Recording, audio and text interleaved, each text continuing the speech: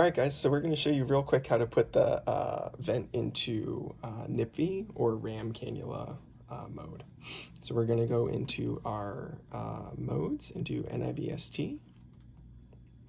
Hit confirm again. Now we want to make sure we have the weight programmed correctly for the patient, so we're going to set that down to 4 kilos, for instance, for this baby. Now we're going to go into our controls and set our pressures. So we'll pick an inspiratory pressure, reminder that that PEEP plus the inspiratory pressure are additive. So if we have an inspiratory pressure of 20 and then a PEEP of 10, that'd be 30/10. For training here, we're just going to turn the FiO2 to 21%, but we would adjust that as we need to. And then we want to set an actual rate for the patient, so 30 to 35 would be appropriate, and then we want to set an I time. I times for NIPPV or RAM can be a little bit longer because, again, it's a non-invasive interface, so it's not a sealed system, unlike an endotracheal tube. So 0.5, 0.6 seconds is usually appropriate. Lastly, we're going to want to go down to the flow trigger and turn the flow trigger all the way up. What we don't want is the vent to try and sense patient breaths because sometimes those are under-supported and things like that. All right, in the more settings, we're going to click on more.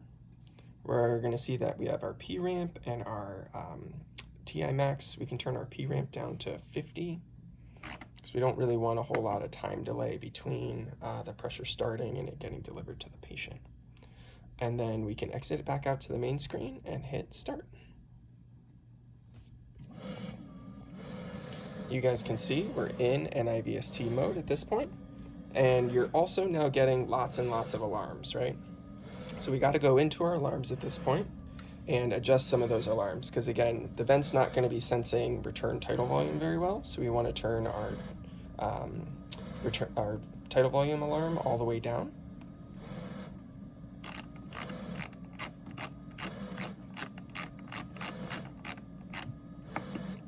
Till you get the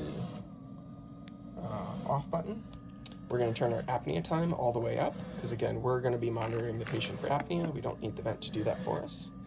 We're going to turn our expiratory minute ventilation alarm all the way down until it goes off as well. And then we can leave our pressure alarms alone at this point. So as you guys can now see, we have our pressure settings being delivered.